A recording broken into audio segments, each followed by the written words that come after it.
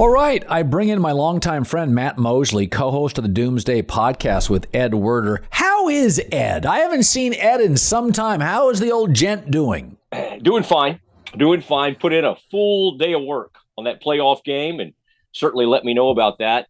But was out there for about 12 hours, so the man loves to get to a game early, stay late, and he was shutting it down with the Doomsday Podcast from the stadium there with the pirate ship in it last night at about 1 or 2 in the morning.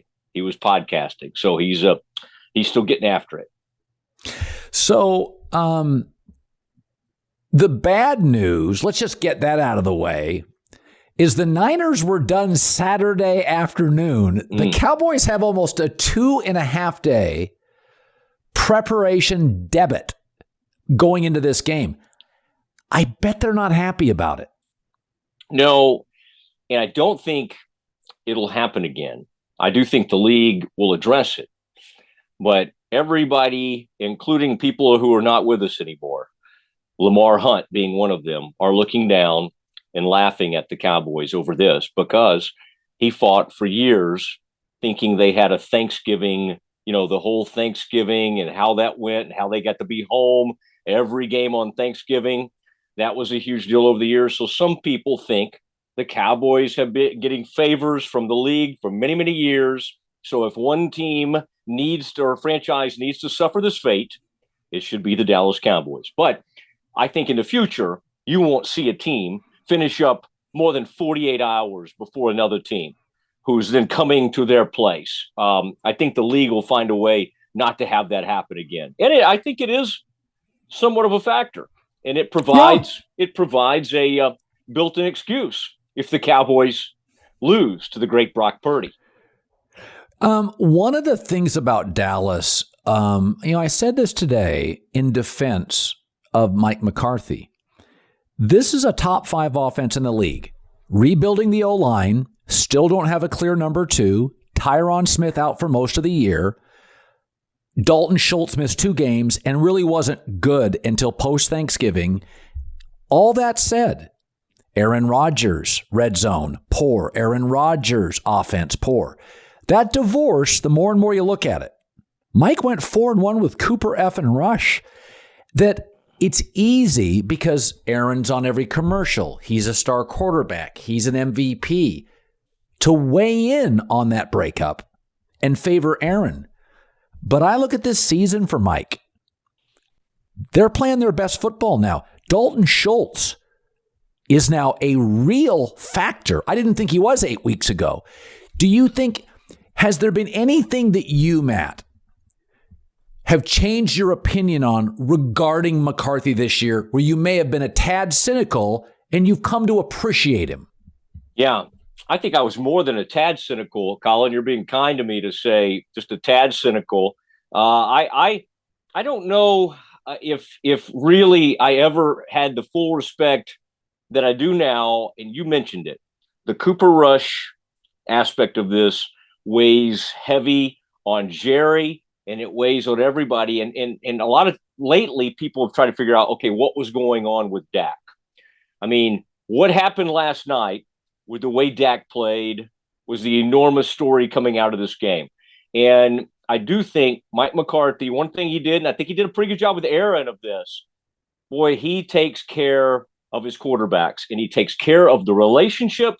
And early on, when Dak had some injuries and was coming back from some things, there's some stories about Mike McCarthy going over to his house and spending hours upon hours with him. So he's certainly, it is funny. Sean Payton, a guy you like a lot, and I've known pretty well over the years.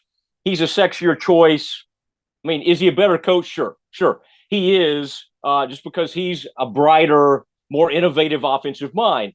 But McCarthy has sort of a way with these players, and I don't know if we ever fully give him credit for that. But I thought you saw it with the Cooper Rush thing, because on this very podcast, when they opened with that awful loss, a Dak injury, he was already playing poorly before the injury. It looked like there was no hope for this team. So who else do you give a credit for? I mean, you got to give some to Cooper Rush. maybe to Kellen Moore for maybe the way he called some of these games. But Mike sort of presided over all of that. Yep. And I think that's I think the thing that's been tough for him over the years is, not calling plays, because a lot of these guys, their whole identity is tied up in that. And it's why sometimes we don't even know the Chiefs, right? It's like, who's calling plays? Is Andy? Is Bieniemy? I mean, there's some debate because some of these head coaches have such a hard time giving that up. So there have been coaches for the Cowboys that have been told, okay, you're not doing it anymore. Jason Garrett had it taken away from him. McCarthy just said, you know what? This is what it requires of me to become the head coach there. I've got to give this up. And he's done a pretty good job with it. And he certainly, you can't accuse the guy of micromanaging like you can, he's got the laminated chart. He likes to fold it over. But he's not even think about that last night. We talk about how great Dak was. How did he start that game? 2 3-and-out series. Yep. 0 for 3. He looks shaky. Aikman's saying he looks jittery to him. It's not going well. And I think Mike McCarthy's just kind of he's a stay the course kind of guy. And I think that's, for now, that seems like what the Cowboys need. There's always been turbulence associated coaching the Cowboys that other coaches don't face. Your owner goes public every week. You have more national TV games. Those are often game times are disrupted. A lot of Sunday night, Monday night. It's a very, Jacksonville doesn't have to deal with that much. Dallas has to deal with it 7 to 8 times a year. That's why there's now a limit on how many times you can play in primetime. It's the Cowboy rule. So the Cowboys don't have to have a night game. I know when the Giants had Eli Manning and were pretty good for multiple stretches, I knew somebody inside the Giants. He's like, the organization hates these night games. We all get home at 2. They're disruptive all week. So Mike hasn't done himself favors through the years. He's just, at the podium, he's pretty average. And I think, what? I think Mike deserves a little more respect. I guess that's my takeaway. Yeah. I think you're onto something. And where he'll ultimately get it is if he wins this game next Sunday. I hear people say, and I even heard Troy say something to the effect of, Dallas is only measured on Super Bowls. Well, yeah, because, of course, Troy won 3 of those things. It's been so long, and you and I have talked about this before. You go back to the 1995 season, that's not how people think around here anymore. Cowboys win that game on the road, and it is winnable. That is a winnable game. I know Brock Purdy's undefeated, but Brock Purdy's still a 7th-round draft pick who's, in his second playoff game. That we can't just coronate him and go and act like, is he surrounded by really good coaching and really good players? You bet he is. But the Cowboys have a guy with 7 years experience, 29-year-old, peak of his career, and the Cowboys have possibly one of the best schematic and one of the best defensive thinkers in the game on that side of the ball. Yeah. If you want somebody to take on a rookie quarterback and disguise things, all you have to do is look at last night. Tom Brady was just baffled. We could blame it on whatever, but you blame it on the offensive line. But something happened to cause him to just that weird. Think about it. Think of all the people calling that game last night. They were trying to give him an excuse. Was he wanting the receiver to come back? Was he trying to throw the ball out of bounds? He threw some kind of crazy ball in the red zone, and so I think that's a huge advantage for the Cowboys still. As much as I like Brock Purdy, and by the way, I've watched him a ton because I watch a lot of Big 12 football. So I have a sort of a body of work but I can't, because I've watched him so much, I can't buy into they're just so good. They're going to kind of carry Brock with them. I think Dan Quinn will have something for him in a big way on Sunday afternoon. You watched a lot more of him in college than I do. Then when I saw him, I thought he was talented because Iowa State doesn't have nearly the talent of Baylor, TCU, Oklahoma, Texas. So when I saw him, I thought of he's a gamer, average arm, but kind of a gamer, pretty athletic. Iowa State went into the tank without him this year, and that's with a good coach. So the knock on him was, and I didn't see enough of him to have an established opinion, was that he was a little erratic. Yet with San Francisco, he's not erratic at all. So go back to him. There's a reason he fell to the 7th round. He's not a big guy. Didn't have a huge arm. Was he an erratic college quarterback? Yes. Yeah. He was someone who elevated them in a lot of ways and had a great career. But the head scratching, where in the world did that turnover interception come from in the red zone, was absolutely part of his back. That was part of Brock Purdy. And there's no Iowa State fan listening to us that doesn't know what I'm talking about. Now, again, he had great moments. Here's what he was great at doing, and this has a little bit like Dak at times. He would fall down like 21-0. I saw some of these Baylor games. It's like they had him. And then Purdy, one by one. Now, of course, he had some of those guys that are in the NFL now, like Kohler. You know that tight end, Charlie Kohler. He had those guys. He had those big, huge tight ends. Those Iowa, for some reason, creates these monstrous tight ends. And he was good. He would lead you on a comeback. But boy, the crippling mistake, even as he got way into his college career, and it was a mature senior quarterback, still made some really bad mistakes. So it's in there. Now, they may be coaching around that. And think about it. You can think you've coached that out of somebody, and then it crops up 7-8 years into their career. What happened with Dak the last 7 weeks? Although last night, Dak was unbelievable. After being extremely shaky, first 2 drives, he played arguably the best game of his entire Cowboys career. So Brett Maher had a very good year. He had an awful night. And Mike Silver pointed this out. When kicking gets into a kicker's head, you don't turn around in a week and become Jan Stenerud or Morton Anderson. Is that these things, it usually takes weeks. It's like a golfer when you get the yips. You don't fix it in a tournament.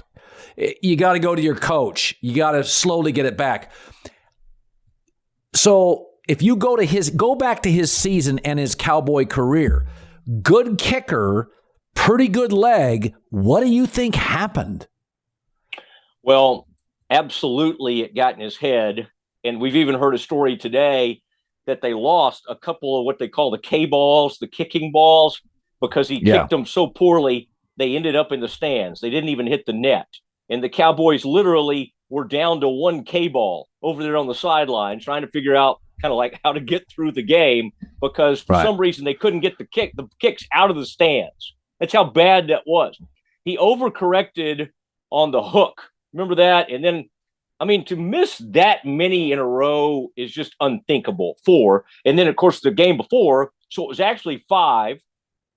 Dak was very nice after the game and said, hey, I played horribly the week before. He'll be okay. But it has to be a concern. It has to be a concern. I mean, you played in Candlestick. The wind was going crazy. I don't know if that's the case really at Levi, but it's a huge concern for the Cowboys to somehow hopefully get him right.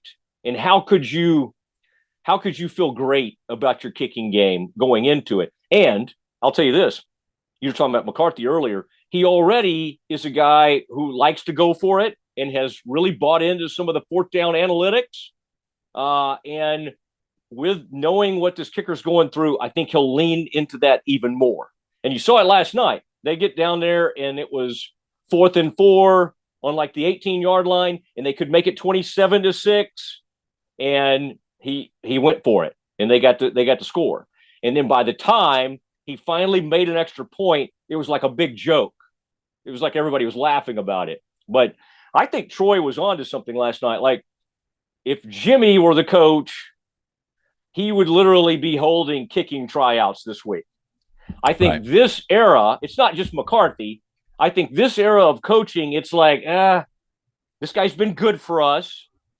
He's been really consistent. He's got a huge leg. He's been good from over 50. Let's just ride it out we got more to lose than we have to gain by bringing in some kind of kicking competition, because is that going to even plant more seeds of doubt if we bring more kickers in? I mean, as I say this, I kind of think back about Jimmy, and I go back over some of those moments. I don't think Maher would be kicking in that playoff game next week were Jimmy the coach. And he's not the only coach. Some old school coaches, and most of those coaches back then, they just couldn't. Who else modern day can't stand their kickers? Mike Zimmer, for instance, had a really tough time finding a kicker, and he couldn't trust anybody. And I think it's an issue. And it is when you start losing your kicking balls in an NFL game, you can't track them down. That's a problem. The line is surprisingly low, Niners -3.5. That tells me Dan Quinn, Brock Purdy, your theory, Vegas sees it, that they think it's going to be lower scoring. So do I. Seattle's a bad defensive team. Dallas has some spectacular players. I still think they need another corner, and that will be at some point exposed against Philadelphia or San Francisco. I think it has a 27-20 feel to it. What do you think the game looks like? With it being 3.5, I would lean toward betting the Cowboys getting those points. I saw it open. I thought about 4.5, and I was really thinking, okay, I would lean that way. I agree. I think it's going to be interesting because the Cowboys at times have been susceptible to the run. They've struggled, but the thing the Cowboys have, they've got a versatile group on the line. Two guys that were inactive last night, Bohanna and Neville Gallimore, are big, huge plugger types. Last night they got Hankins in there. And so that was their big, huge guy. But the rest of the people, they went with all thin, long pass rushers. Cowboys can go either way. And so I think what you'll see them do is really load up to stop that run game. I think the fascinating thing about this, I think you may be leaning the right way on thinking it's a low-scoring game. I think it's rare that San Francisco finds somebody that will play as physical as they will. I don't normally think we think of the Cowboys like that. I've heard you over the years say finesse, speed, all those kinds of things. The Cowboys team that showed up last night was incredibly physical. Yes. And the safeties were hitting like crazy. Van Der Esch was a good addition. He came back from injury. Yes. He helps in the run against the run as well. And that's where Purdy's going to have to watch it because they're going to use Parsons. Quinn loves to do what he did last night. Move him back off the line a little bit. Sometimes get him outside. Line him up maybe in the middle, standing. You never know where he's going to be. And right now, he's the biggest defensive weapon in the NFL. There's not a game wrecker like him. There are people that may have more sacks or may even put up bigger numbers, but there's no one, and they used to have somebody like that in DeMarcus Ware. There's no one there they spend more time worrying about. And that's a great thing when you have somebody like that. And it's great for those other players. DeMarcus Lawrence, Dorrance Armstrong. Think about it. We kind of beat up on the Cowboys for not being able to land Randy Gregory in the offseason. What did Randy Gregory do this year for Denver? Nothing. He was hurt most of the time. And the Cowboys ended up. So your point earlier, though, is the right one. It's a little scary at cornerback. Like it really comes down to, whether it be Debo, Ayuk. How deep do they truly go? And your comparison of the receiving units, Cowboys, I will say Gallup, who's not getting much separation, can make plays. So, I do think he gives them something. He can beat people down the field. He's a straight line runner. I feel like CD can get the drops at times. I think he's a pretty average 1, a stupendous 2. I think Schultz is outstanding, and they have a 1-2 punch. I think their offensive line, and you got to credit McCarthy on this. It is much better post-Thanksgiving. It is a better offensive line. That's what it feels like to me. To you, does it? Yeah, it's going to be interesting because, they had to make some changes last night. Peters came out of that game and they kicked Tyler Smith out. He's been good out there. They had to put McGovern out there. They had to put McGovern in at guard. I think that'll be fascinating to watch. The other thing I would bring up is, and I said this before yesterday's game, Pollard was going to be a huge key. And it's like a real bellwether for this team is if he has 75 or more rushing yards, they tend to perform so much better. And what you have to watch in this game is what did Zeke end up per rush in this last game? It's like 2.1. He's been doing that for several weeks now. Now, short yardage, still good. He can still go get you a yard. But when you find yourself after a game and you look at the stats and Zeke has taken up 12 to 15 of your carries, you've probably made some mistakes. And I think Kellen called a really good game.